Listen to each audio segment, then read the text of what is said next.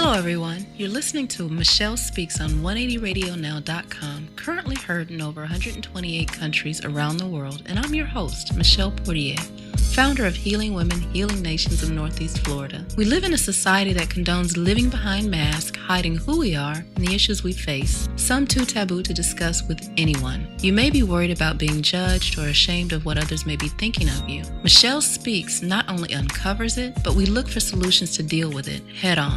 Stay tuned as we get to the heart of the matter, because if you hide it, you can't heal it.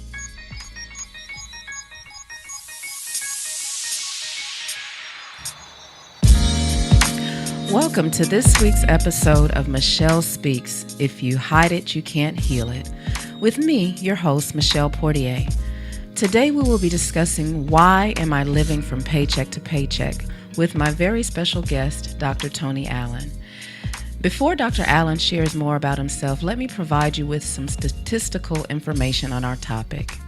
78% of full-time workers said they live paycheck to paycheck, up from 75% last year, according to a recent report from Career Builder. Overall, 71% of all U.S. workers said they're now in debt, up from 68% a year ago. While 46% said their debt is manageable, 56% said they were in over their heads, and about 56% also said they save $100 or less each month, according to Career Builder. Most financial experts recommend stashing at least a 6-month cushion in an emergency fund to cover anything from a dental bill to a car repair and more if you're the sole breadwinner in your family or if you're in business for yourself. While household income has grown over the past decade, it has failed to keep up with the increased cost of living over the same period. Even those making over 6 figures said they struggle to make ends meet, the report said. Nearly 1 in 10 of those making $100,000 or more said they usually or always live paycheck to paycheck, and 59% of those in that salary range said they were in the red. So let's get to the heart of the matter and find out why we are living paycheck to paycheck. So, Dr. Tony Allen, I want to thank you so much for agreeing to come on and talk about this topic. Thank you. And so before we get into it, I would like you to tell my listening audience, who is Dr. Tony Allen, personally, professionally, and spiritually? Great. It's a pleasure being here, first and foremost. But who am I? I'm just like any and everyone else. I started a long time ago from a single parent home. Right. And I didn't learn much. But what my mom taught me was enough to get me by. Mm-hmm. But I was taught the same thing everyone else was taught. Go to school, get good grades, get a great education, and then do what? Go get a job. Mm-hmm. And I did just that. And as time went on, I did the exact same things my parents did. I got married at a young age. Mm. You know, I had children very young. And that pretty much put me in a place where I had to be the breadwinner for my household. Okay. And it took that for me to be broke. Mm-hmm. To learn that it was a better way. Okay. I had to find a better way. And that's how it all started for me. Okay. I was in the church and my pastor said one thing to me. He was preaching a sermon and he said this one thing, and I kept it with me all these years. The word says, I give you the ability to create wealth. Mm. And from that point on, I decided to go out there and find my way to create wealth. All right now. Yeah. So that's Dr. Tony Allen. Personally, what about professionally and spiritually? Well, professionally, I can tell you, I started off in a career in the United States Navy. Okay, thank you for your service. Thank you. Mm-hmm. I retired, and before I retired, I wanted to open some businesses. Okay. My father had a few restaurants in Memphis, Tennessee, and I always watched him get up at early, before the sun was up, and got home at late 30. So my father bought his own job, and I never wanted to do that. Okay. So I decided to find a way professionally how to earn income from home or doing something where, you know, other people, the efforts of other people would help put money in my house. Okay. So professionally, I decided to do a few things. Real estate investing. All right. I've done network marketing, which is very fun. I've had a landscaping business and a property management company. Oh, wow. Just for a few. But I've also run 4 nonprofit organizations. Wow. Also, so you just have the entrepreneurial spirit. Well, not in the beginning. Right. But now I do. I found something that you created. I did. Okay. That's a better way. Spiritually. Yes. Let me tell you, my father and mother are both in the church. Okay. It started with my grandmother, and of course, it just led to me. In 2009, I got ordained. All right. As a minister, and that same year. 2009. In 2009. What month? March. Okay. Yeah. That same year, I was April, asked to pastor a church. Okay. So I did that. Ever since then, I just been part of a ministry called Restoration of Life Ministries. I like that, Restoration of Life. So many of us, including myself, have to restore. So ordained in March and working in the ministry, pastoring in April. Absolutely. Wow. Okay. Good deal. So there you have it for my listening audience. You've learned a little bit about Dr. Tony Allen personally, professionally, and spiritually. So now we're just going to get right into our main topic, which is why am I living from paycheck to paycheck? With that being said, Tony, what are some of the misconceptions when it comes to money that cause people to live paycheck to paycheck? The main misconception, I'm going to take it to where one of my father once said. He said, money is the root of all evil. I think the main conception is that we're taught how money's supposed to be, when it's not that. Money is a means to an end. You know, when it should be something where we use it to get where we're going and advance with it. Okay. All right. I think most people are taught. I mean, if Wealth 101 or 102 was given in high school, I would have took both classes. Right. Because we are not taught that in the beginning. Okay. That's why our misconception. We don't know how to manage money. Okay. You know, so we have to learn at a young age. We learn how to watch TV at a young age. Well, that's true. Yeah. So not knowing how to manage money. Right. And you said your dad told you that money is the root of all evil? That he said, remember how the old folks used to use certain parts of the word. Right. But it says the love Yeah, of I was money going to bring that point out. I'm is glad the you root of all evil. So we have to completely use the Bible in context. Yeah, absolutely. That's why I wanted you to expound on that. So that's Absolutely. good. So do you think one of the other misconceptions, aside from mismanaging money or not knowing how to manage money, could one of those things be living above one's means? I do. I do think some people want to live like the Joneses, but they making Smith income. You know, what is Smith? Smith income? Yes. What is that? Those the people that, you know, the common folk, you know, the common income. When people go to work, and today it's kind of hard to use this in context, but when people go to work, their first ideal should be able to take care of their household, Right. then their children, and then everything else. Well, a lot of times people take care of everything else and then go in reverse. Okay. Right. And that's probably a misconception for a lot of young folks these days. So it's backwards. It's backwards. Okay. Speaking of our millennials, how do you think we, as this generation, can help them to come out of that cycle or reverse that cycle, or their way of thinking as far as wealth management and money and how to get out of living paycheck to paycheck? We have to get out of our own way first, and then set the example for our young folks. The most important part, I believe, that our young folk watch us, and then what's in the way is the best thing that we have, and that's the electronics and all those things. But we're allowing different things to raise our children. Now, if we put on some apps on how to manage your money or apps, they'll probably look at them if they're fun enough. Okay. But nowadays, I think our generation should really set the example, set a higher bar. You know, my sons, for instance, he did some things I had no idea. He was watching myself and his mother. Right. She did real estate. I did real estate. Now my son took a townhouse, 4-bedroom. Right. Stayed in a room and rented 3 rooms. Oh, wow. That's setting an example, because he watched the parents do it, and we had no idea we was doing it. So leading by example is the key. It is the key. So if we did not have that example, because I know you said you watched your father work from sun up to sundown, but you wanted to find a better way. So what about those families or those children or those households that don't have that example? All they know is what they've been living in or conditioned to believe, like, go to work, get a job, go home. The example is out there. The problem, not enough of us want to mentor, coach, or do those things to make our millennials see the bigger picture.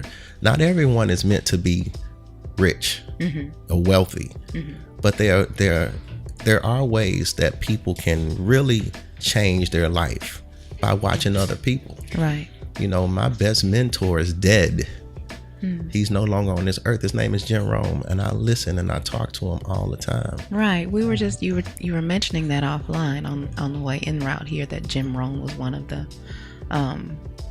gentlemen or people that you listen to kind of glean from. I do, and he's taught so much to so many people, and you just have to live from what you hear from other people. Right. And I made a decision a long time ago.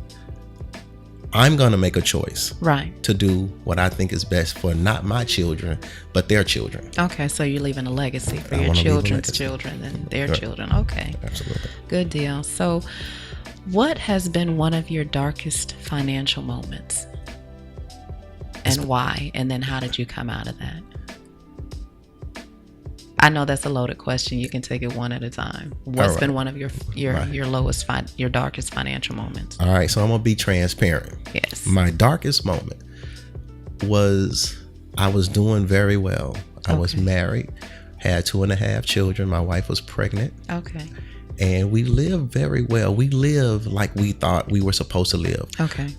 Nice home, three bedroom, 2.5 bath, 2-car garage. We have 3 cars in the driveway. But we were living paycheck to paycheck. What we thought was the American dream soon became our American nightmare. Wow. Absolutely. Because my wife was pregnant, of course. Right. And after her first trimester, they put her on bed rest. And her check went away. We were already living paycheck to paycheck.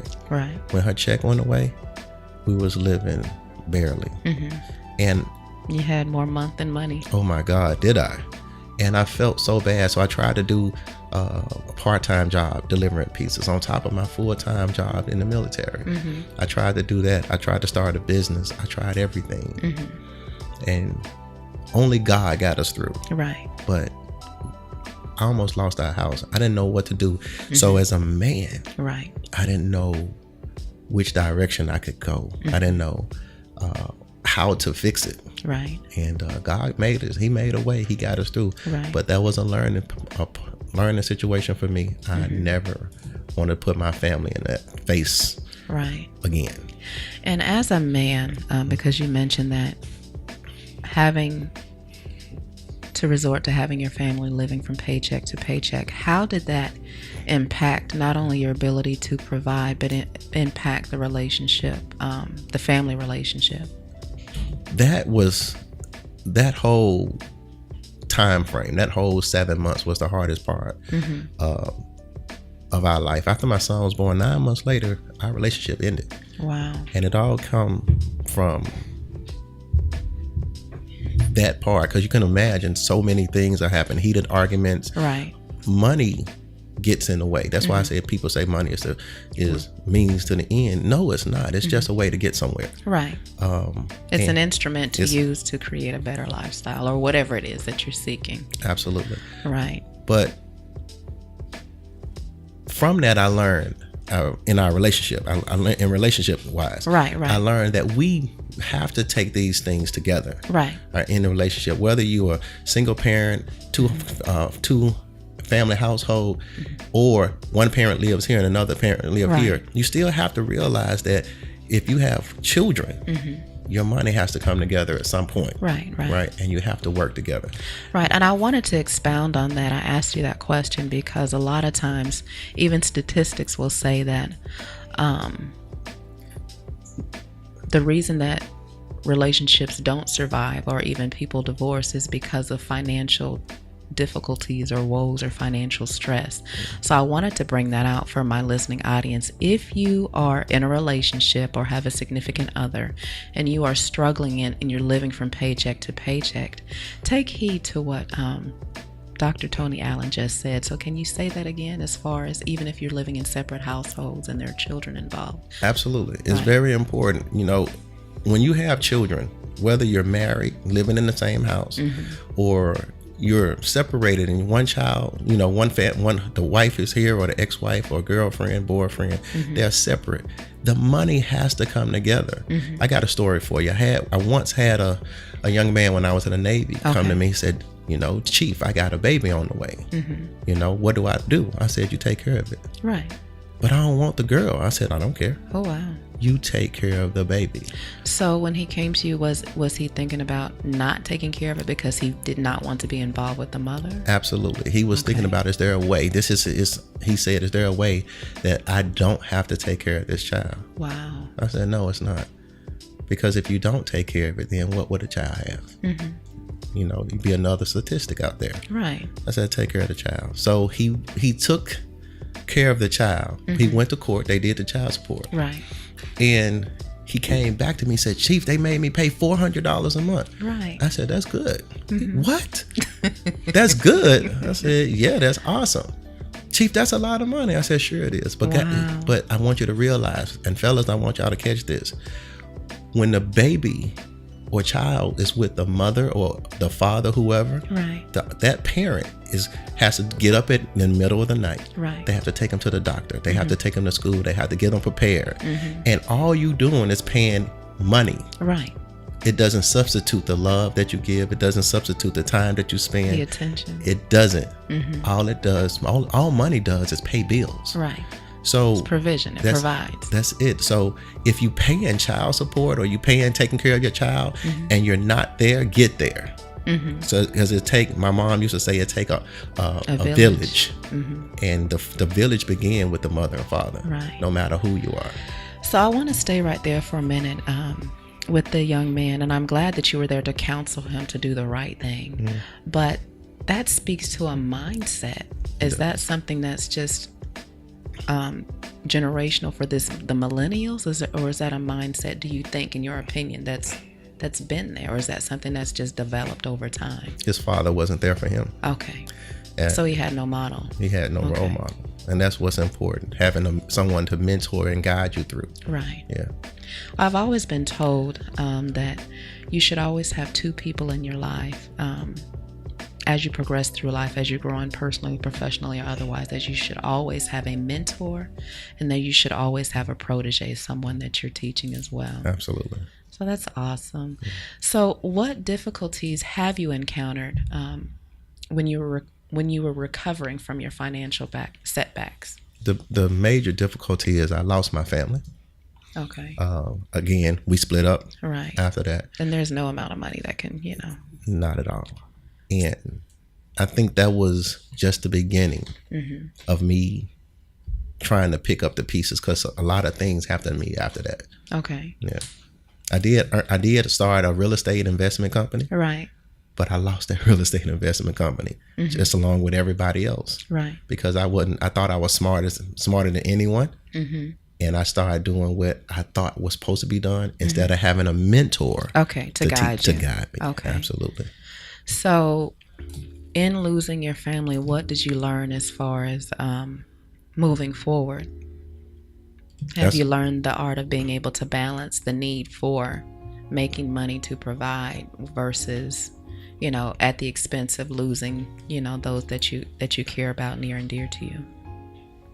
What I learned was, again, what I continue to say, money is just a way to get you somewhere. I would rather be happy in a shack with my family, with my loved ones, than being wealthy by myself. Okay. All right. Money means nothing. You can't take it with you. Right. You can't do anything else. But only thing it allows you to do is to live in today's society. Okay. So you earn it. And that's why I don't believe that everybody should work a job. Right. I think job money is the way that people end up living paycheck to paycheck. You know, I think that's an issue for me. Expound on that. Well, I believe that you should have 3 streams of income, not just a job. Now, your daily vocation, whatever it is, a job, a business, whatever, that's perfect. You should have that. But you have, I believe, you should also have long-term and short-term investments. Something that you can go out there and get right now, or something that's going to lead you when it's time to retire. But more importantly, I completely believe that you should have a residual income, something that you do once, but it continue to pay you all the time. Okay.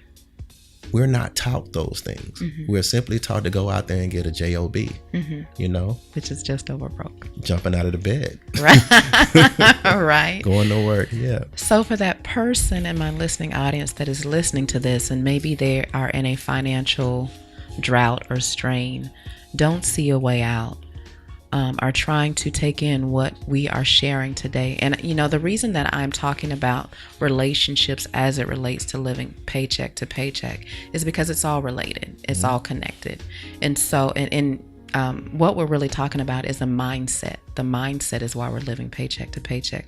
So what would you say to that person that is maybe hopeless or despondent because, you know, they realize, well, I've been doing this wrong, and how do I get out of this, and where do I go from here, and who can I trust, you know, to be transparent with about where I am. I'm at rock bottom and I don't know where to go. Okay. Those 22 questions, I'm going to go ahead and start. One at a time. But I will say this. The mindset is definitely the number one thing. So let's clear up some myths about money. Okay. You can't make money without spending money. That's a myth. It takes money to make money. Okay, that's a myth. Even in jobs. So let's answer this question. Somebody want to start a business, but they don't have any startup money. So they're going to go to work. Okay. But you need startup money to get to work. Let's talk about it. Number one, you got to do the leg work to get the interview. Once you get the interview, you got to pay gas or buy clothes or do anything just to go on the interview. Right. So let's say that costs you $50. All right. Then you got to come a second interview. That's $100. Now, I know good startup businesses that you can start with little or no income. You know, you can invest into something for little or nothing. Give me an example of little or no income, a startup business. Let me tell you about capitalism. Okay. Capitalism has been laid out for us for a long time that says you can make money 2 ways. You can have the product and sell it, or you can sell the product and then buy it. So you don't need money to start some businesses. You just have to have a way to get in. And if you can find a product to sell, and then once they pay for it, you can sell it. Look at eBay. eBay is a good example of it, because people buy product from, let's say, China. They label it on eBay. Somebody pays them. Then they order it from China, and China directly ships it to them. So that's a way. Another way is, you know, network marketing. This is something that I've been doing a very long time, 18 years as a matter of fact. Right. And I found a way to go out there and share a unique company that has a unique product with people directly to them and save them money, because most people are going to buy anyway. Right. You just have to give them the reason to buy. Okay. So I know we've been talking about products as far as another way to create streams of income or residual streams of income. But what if an individual doesn't have a product but per se has a service? What would you say to them? The exact same thing. You have a service and you got to go out there and talk about it. The power to anything is in the tongue. It's in the tongue. So if you my mom. So we're talking about the power of life and death is in the tongue. Yes. We're going there. Okay. We're going there. My mom always used to say, I love my parents. They always say unique stuff. And I now that I'm an adult, I listen to them. Right. My one's stumbling in. But my mom used to always say, a closed mouth don't get fed. I've heard that before. A closed mouth don't get fed. So if you want something, you have to open your mouth for it. If you want to sell a product or service, somebody has to know. If you want to get a product or service, someone has to know. So you have to open your mouth. If you want to not live paycheck to paycheck, Right. first you need to educate yourself. You know, once you educate yourself, you need to equip yourself with the things that you do. And the most important part, you got to take action. Okay. You know, got to take action. So educate, equip, and then take action. So implement. That's good. That's good. Dr. Allen, it's become really obvious to me that I'm not going to become wealthy working a regular W-2 or a JOB. How did you save money to start your businesses while you were working a JOB or in the Navy? That's a great question. That's an awesome question. But let me tell you, the common misconception is you have to use your job money to start a business. There are a lot of ways to start businesses out there. There are grants for business starting with the government. You have the SBA can lead you to different loans. The misconception is you got to have your own money. Okay. The beauty about today that the government wants you to start a business. You just have to go out there and learn how to do it. So that ties into what you said earlier about education. You got to do the research. That's right. But actually, all the work has been done. You just have to find the right place. A great place to start, I've always said, is the Small Business Administration. SBA. Yes, the SBA. It's a great place to start. And they will lead you to the right direction. And they give classes as well. Okay. So equipping, does that goes right into equipping, as far as educating? Okay. Absolutely. Once you educate, I believe, then you go out there and you get the proper tools, whether it's more classes, it's partners, it's different other things. You equip yourself to get moving. Okay. And you just don't sit on it. A lot of people I've noticed that want to do business, they'll do things, they get the education, they'll get the tools, but not get all the tools. Right. They'll get some of the tools. So do you think some of that is not necessarily just not having all the tools, but being fearful of stepping out? Yes. Okay. Let's talk about fear. Fear. False evidence appearing real. Yeah. Yes. So let's talk about it. The only place that fear lies is in the mind. There's no other place. You can't touch fear. You can't reach out to fear. None of those things. And that goes back to mindset. If you can really understand that if you're afraid of something for nothing, you can always step out on faith. But the best thing about it, when you step out on faith, you can build your wings on the way down. Okay, that's good. Good stuff. So there are other ways to get money to start my business. Fine, I get that. But if I'm using my money or someone else's money, what's a systematic process for me to follow to save my money so that I can start my own business? Okay, sounds good. Let's say you're using the money that you're working with every day. You have to put yourself on a complete and total budget, right? A lot of people don't want to adhere to budgets. Budgeting 101. Right. They don't want to adhere to budgets. You remember we used to have checks and people used to say you got to balance your checks with then ATMs came out. Right. Just because you have a checkbook doesn't mean you have money. That's right. Well, you have to do those budgeting. You have to find budgeting techniques. And then you have to pull yourself out of certain things. If you want to start a business, you can't go to the party every weekend. Well, right? Your party money, you can't drink every weekend. A friend of mine, good friend of mine, he used to drink.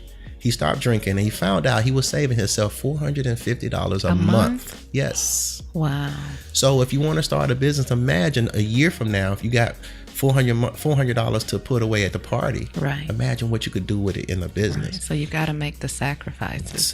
Determine the needs from the wants, from the desires, right? Absolutely. And I would just say also, I started my first business. I started it what I feel is it just made it more difficult because I started with my own money. And so just trying to find that fine line between making sure that I met all of my monthly obligations while still trying to provide a service and then provide that service with excellence, because people, they look at every aspect of a business owner because they're not buying into the business per se, they're buying into the person. So if you don't present a polished presence, then they're, even if they can buy from you one time, you may not have a repeat client or a regular client. So can you speak to that as far as the listening audience? Yes, I got another story. Yes, we love stories. My father had 3 restaurants. One of them was on Beale Street. And is this in Memphis? In Memphis, Tennessee. Okay. Absolutely. And I never worked in that one. I was in the military, but I went to go visit when I was home. Okay. And I walked in the door, and even though everyone knew that I was the son of the owner, they treated me like the best customer, like I was the only person in the place. A lot of customers, a lot of times, even if they have problems, if they feel like they're their only person for the product, even if the product doesn't work for them, because that you gave them the best customer service, the satisfaction that they need, or you fix their problem with your service, they're going to come back. The ones that don't come back, they don't feel like they received from you the best of you. Okay. You buy into that person. So they felt more like they were a number and not a person. Absolutely. I like that. That's a good deal. So the taking action, and I know I keep going back to that, but I really loved how you stated that: educate, equip, and take action. What would you say to someone? What does taking action looks like? What does taking action look like? Yeah. Like you said, they can go to school, get the education, get the degrees. So, maybe their major was business management, business administration, whatever it is. So they've got that under their belt. So now how do they implement that into maybe creating their own business, or create that into income, residual income? You find the thing that weighs to most mentally. Like a lot of people, that all you have to do is really pick up the phone. But you look at the phone and you go to pick it up, and it weighs a ton mentally. So in order for you to take action, you have to make sure that phone becomes light as a feather. And then the second barrier for most people is a conversation. They don't know what to say. So a lot of times you just have to get those things out of your mind. And if you fail, that's okay. This is important. That's key. Say that again. If you fail, that's okay. It's important. People will fall down. Let's give you an example of a child. When a child learning how to walk, they get up and they fall right back down. They hold on to something. The first time they go to step out, sometimes they're afraid. They put their hand back on the table. But eventually they're going to step out and they're going to fall. But do a child just stay down, or they continue to crawl? Look at yourself. If you're walking right now, you failed so many times to learn how to walk, but you're walking, you're running, and here you are. So you have to do it just like a child. You have to continue to attempt to walk. So there are no successes without failures. You have to fall. You have to fall down. Perfect. To get back up. Perfect.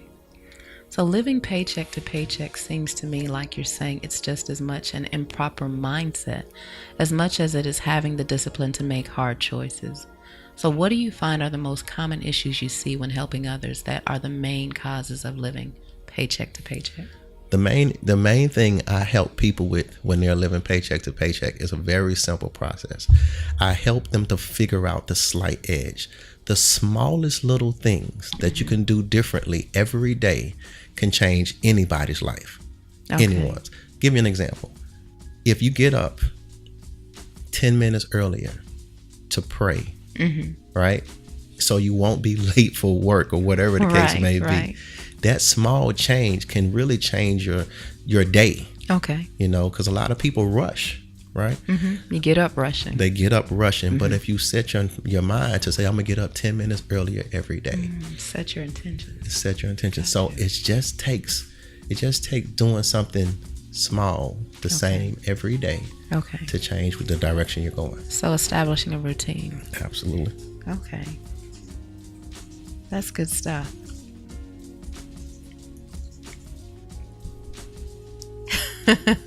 No. I'm thinking about, and I know I got quiet for a minute, but I'm thinking about, because I recently embarked upon another entrepreneur journey with your company.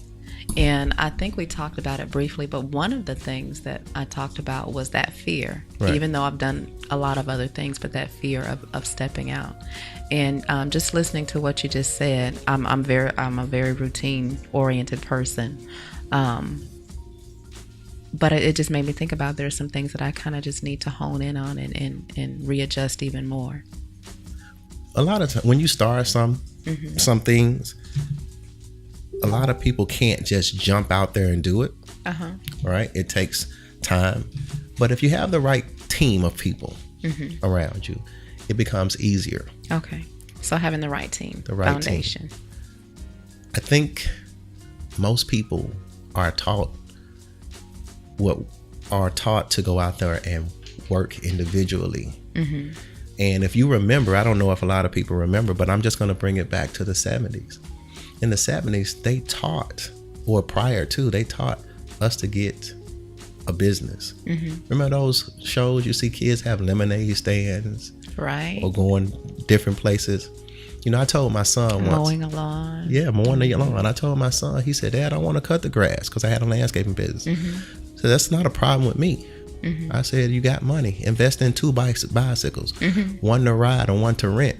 But you're going to learn how to earn your own income. Okay. And that's how he did. Now my son, he has his own band, and he's renting that other property I told you about. Right. So he figured out a way to take what he had and to earn income from it. I'm glad you said that, because it made me think about something that I talked about a few years ago at an event that I was speaking at.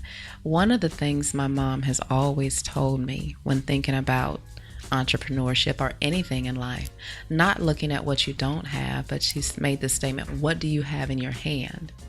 And so when you said that, that just made me think about that. So do you think as the generations have progressed, especially now, that we've lost the art of teaching our children how to own things or think beyond just job? And I believe that sometimes we have to say something to people, even those, because 95% of the world work for the other 5%. But we have to say, find your passion. What is your passion? That's what key. do you love to do? You know, a lot of people still love to sew, believe it or not. And you can find, there are embroidery companies everywhere. It's a new thing now. It's a new fad to have everything embroidered.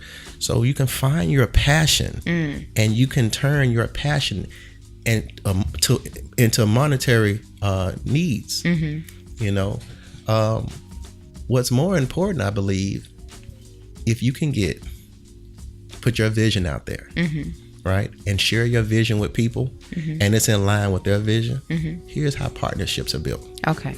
So if you have a passion and somebody else has a passion and y'all going in the same direction, you guys can build something huge. Okay.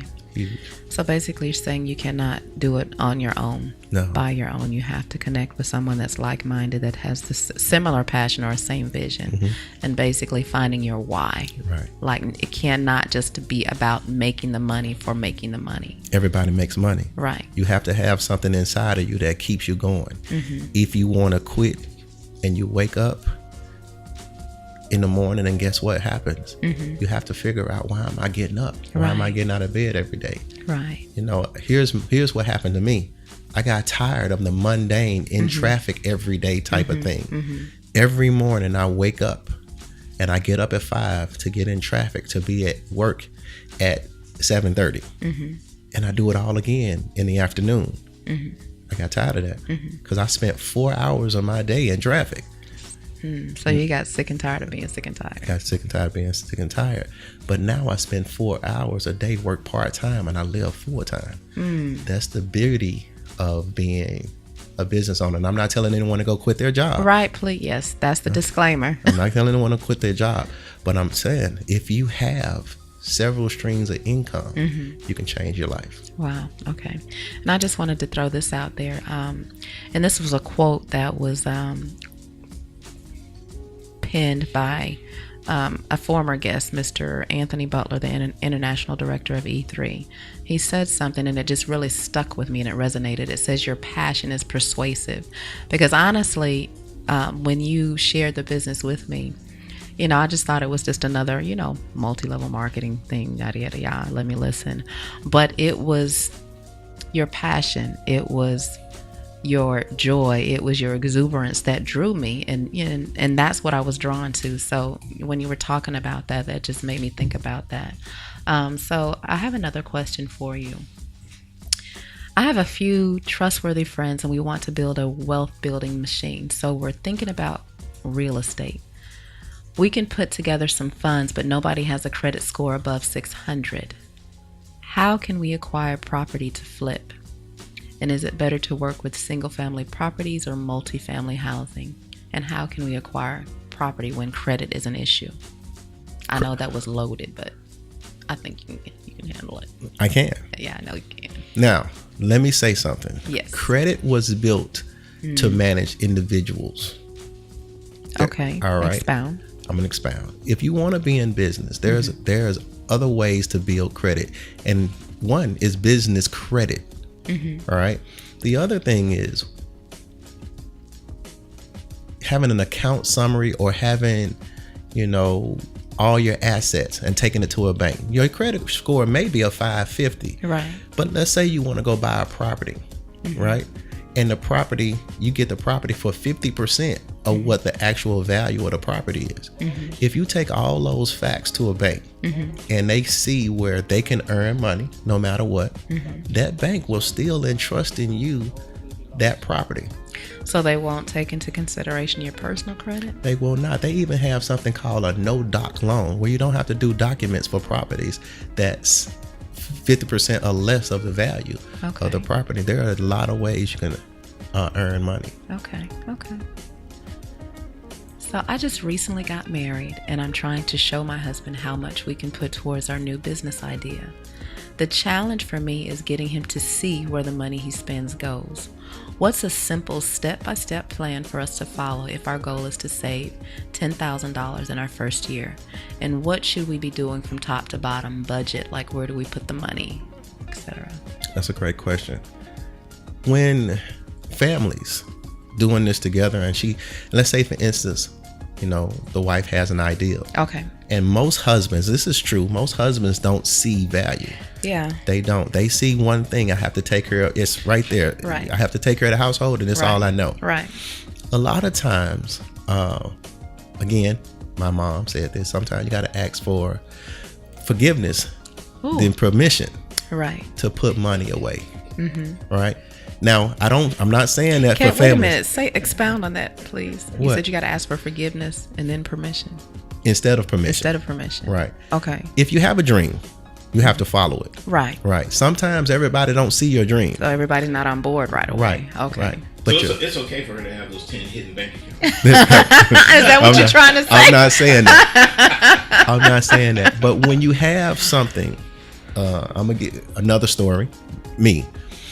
I wanted to start a business. The wife wasn't hearing it. Right. Right.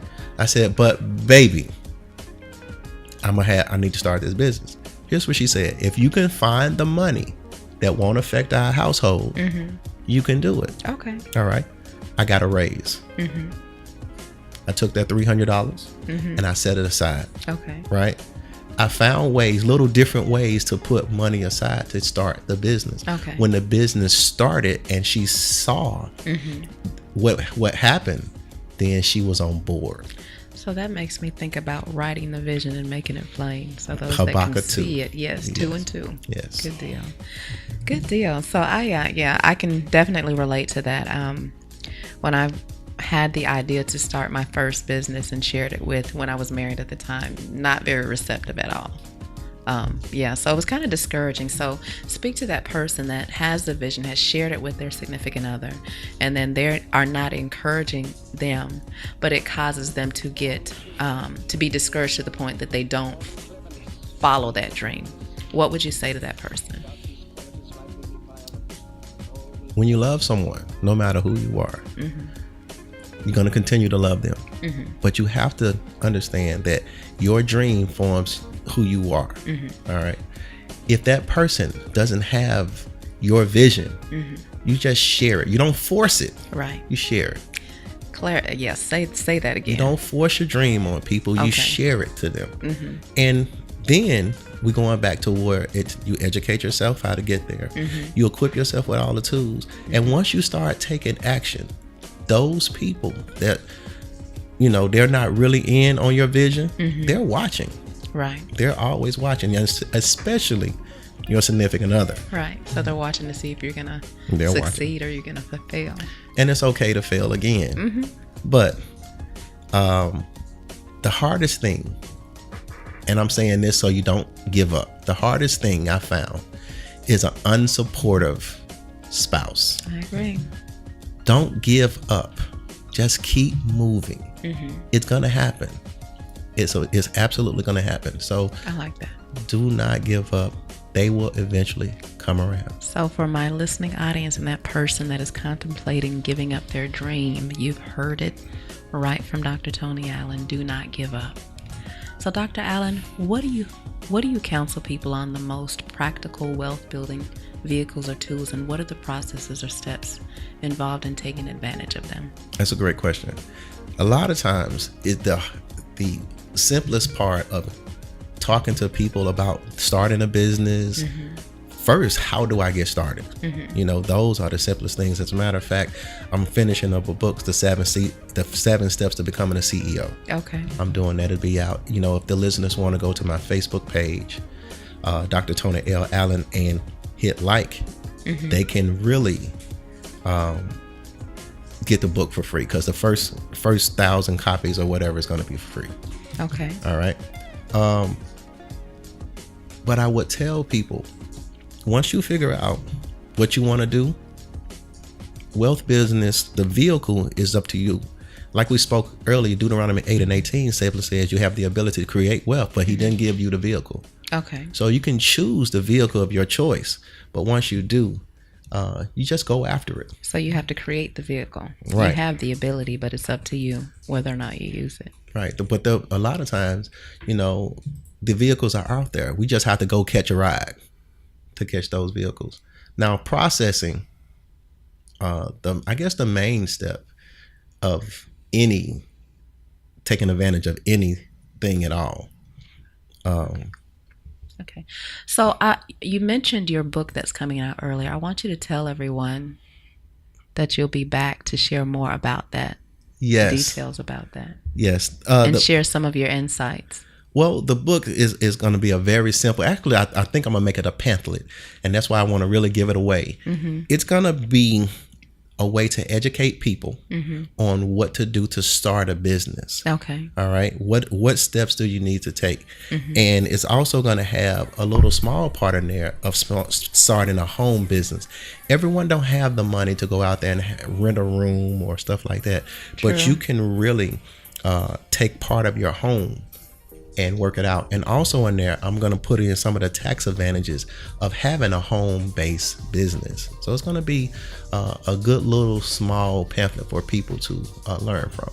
Okay, good deal. So you have something to look forward to for my listening audience, and something that I learned, and I wish I had someone to tell me that earlier, is that for those of you that have businesses in your home, you can allocate a portion of that or your office space as the business, and that can be a tax write-off. Absolutely. And so you can even allocate a portion of your utilities or whatever else you're using. Gas. And so all the time that I had not been doing that, hindsight. So it's going back to the mindset, why we're living from paycheck to paycheck, because some things we just do not know. And, that takes me back to Hosea. I think it's 4 and 5. Our people perish for lack of knowledge. Mm-hmm. So that goes back to educating and equipping. I'm loving everything that you're sharing with us today. And I know that my listening audience is getting a lot and gleaning a lot from this as well. So there are a lot of home-based businesses for people to look into, but how do you know which ones are just flat out scams or fruitless attempts? And how do you separate the opportunities that are worthy from those that are junk? Okay, the scams are easy.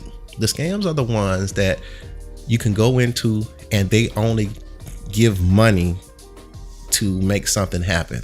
Mm-hmm. Money on top of money. There are no products or there are no services to do anything.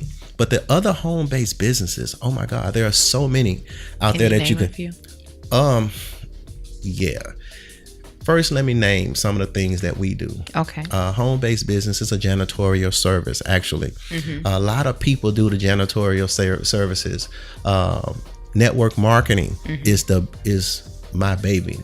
I promise you, every time I've in the past needed money, I've always fell back to MLM and network marketing. Okay. Low cost startup, For team those building, that may not know, what is MLM? multi-level marketing. Okay. A lot of people shy from them. They shy away from them because they call them the pyramid thing. Okay. Right? The pyramid scheme. Yeah. I've And heard the that. people at the top make all the money, right? Companies like different companies out there, like our company, Total Life Changes, Right. Herbalife, Mary Kay, Avon. Those Right. different companies are absolutely amazing. Okay. You can make a little money because most people really only need to make an extra maybe $300 or more extra. Okay. You know, during the 2008 challenge of homes, people said if I only had an extra $200 or $300 a month, I wouldn't have lost my home. Wow. Right.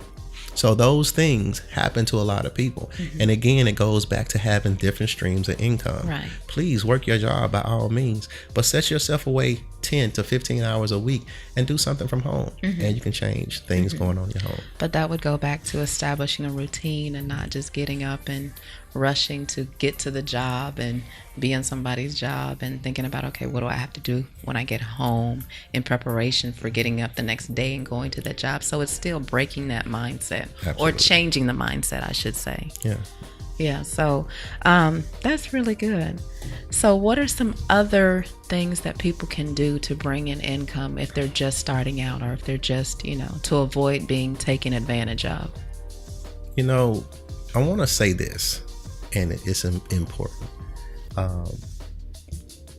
I believe that college students should all have businesses. Okay. I believe, it's something small, nothing great. But the challenge is when college students go to college, they go to school, they study, then they party, right? Some of them do. I can't say all of them. But if you give somebody something to do 30 minutes a day where they can make a little extra money, they'll learn that even if they go out there and get a job, they'll know that I need to have a second stream of income. Children that come out of high school and just go to work, same thing. Find another way to earn a living. Believe it or not, I'm going to say this, and most people don't like me saying this. Our tax laws is built for the small business owner. It's built for businesses. Okay, can you expound on that? Absolutely. The best thing I can say is, when do people with jobs pay their taxes? Before they get their money. Uncle Sam, get your money before you get it. Right. Business owners, the best thing about it, you get your money first. And then at the end of the year, you tell Uncle Sam how much money you made, right? Here's what's great about that. Uncle Sam take your money on a job, and then before your expenses are paid, and then a business owner has take care of his expenses, business expenses, take care of all the things that the business acquires during that year's time. And then suddenly he says, okay, tax people, IRS, I made this. But after all my expenses, this is what I'm left with. And that's what they tax them with, at a rate of 20%, while the rest of us are getting taxed between 33 and 43% on the job. So that is the greatest part about being a business owner, with the taxes alone. Okay. Yeah. So, Dr. Allen, what is one of your defining moments as far as creating residual streams of income? Being able to take care of my family. Okay. When I'm able to, and it just don't go with money. Right. I was in the military a very long time. And when I finally got out the military, I looked back and I noticed that my children missed me.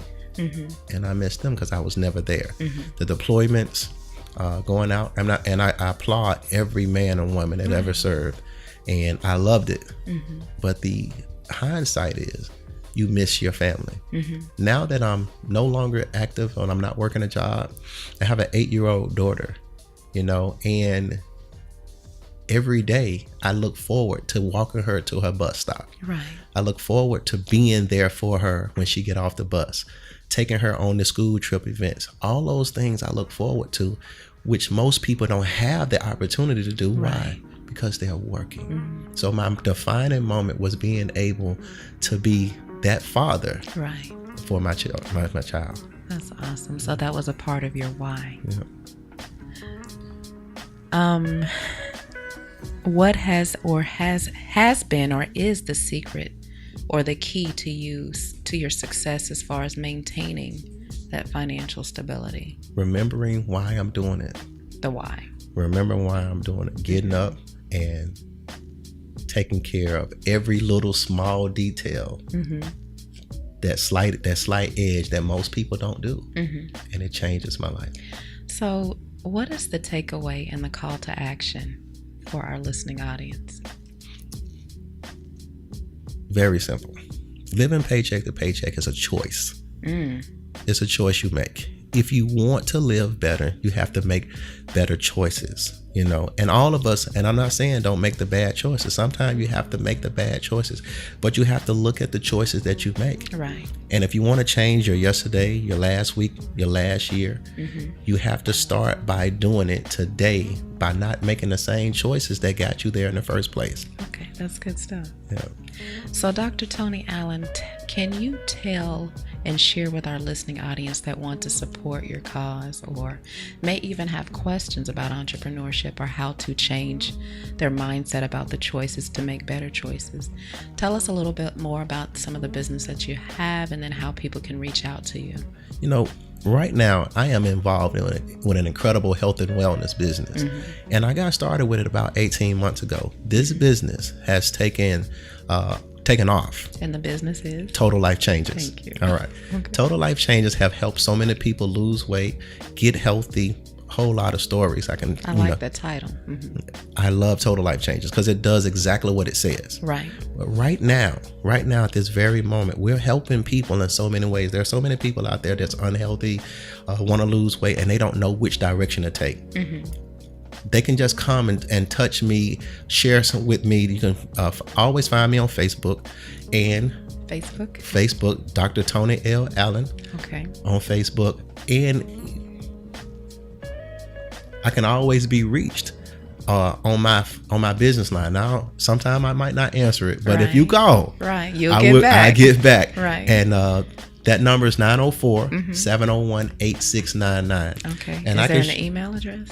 Yes. Okay. Yes. Your success GPS at gmail.com. Your success GPS at gmail.com. Okay, good deal. So there you have it for my listening audience. Dr. Tony Allen has shared some of his insights on why I am living from paycheck to paycheck. I just want to give you some snippets and some nuggets to take away. That living from paycheck to paycheck is a choice. You have to make better choices if you want to change the dynamics of your financial future, not just for yourself, but for your family. And a key thing I want to bring out that Dr. Allen said today, he has a book coming out to help you as far as being successful in your entrepreneur pursuit. But the thing he said was key. He's giving away books. So in being in business, you have to get comfortable with giving versus taking. And so another thing he said was, you have to educate yourself, you have to equip yourself, and then you have to take action.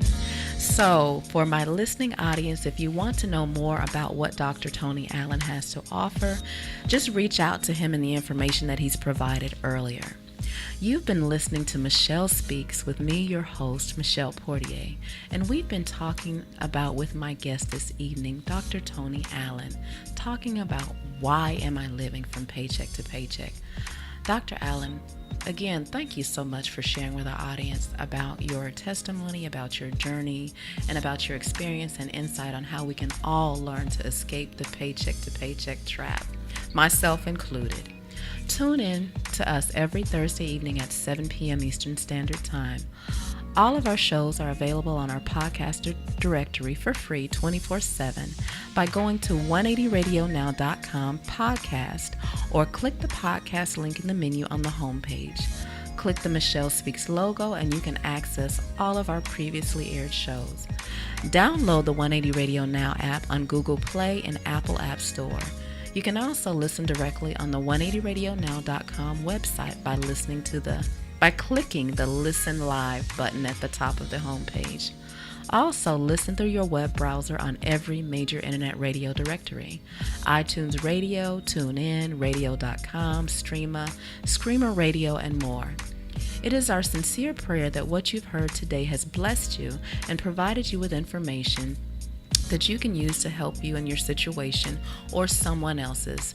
Tune in again as we get to the heart of the matter, because if you hide it, you can't heal it.